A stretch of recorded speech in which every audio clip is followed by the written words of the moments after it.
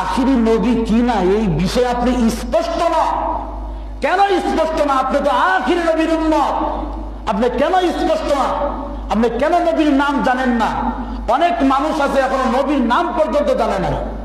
সেদিন এক নেতা দেখলাম, এক নেতা, তথাকথিত নেতা, বিএনপির নেতা, নাম বাংলায় গেলাম, বিএনপির নেতা, এই কয়েকদিন আগে, তখন তো লাফালাফি বেশি করতেছে, জায়গায় জায়গায় দেখতেছি, আমাদের নবীর নামটা বলতে পারে না। নবীর নাম নবীর নাম নবীর নাম, পাশের এক লোকে কয়ে দিবার আরেকদিন কয়েন না।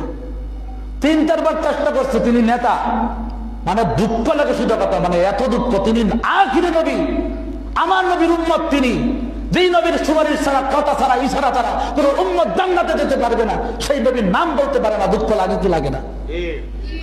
সেই নবীর নাম জানে না। নেতা, খেতা, কত বড় খেতা, দেখে মূর্খ, অমানুষ, কথা বলে ঠিক কিনা?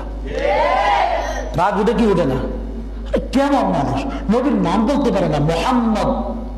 মুহাম্মাদুর রাসূলুল্লাহ, আমি আখিরি নবীর উম্মত, আমার নবীর নাম আমি বলতে পারি না। আমি নিজেকে মানুষ কিভাবে দাবি করি? আমি তো হাইওয়ান, জানোয়ারের চাইতে নিকৃষ্ট।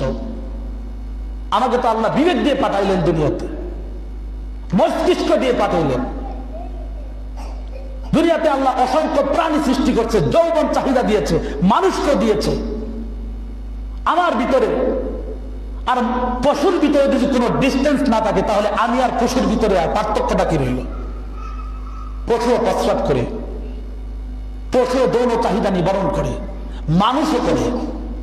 আমি যদি পশুর মতো হয়ে যাই, আমার মধ্যে কোনো সীমাবদ্ধতা না থাকে, তাহলে আমার ভিতরে আর পশুর মতো কিন্তু পার্থক্য আছে? জোরে বলেন, আছে? এই জন্য তো আল্লাহ বলছেন, ওয়ালাকাদ যারানা লি জাহান্নামা কাসীরান মিনাল জিন্নি ওয়াল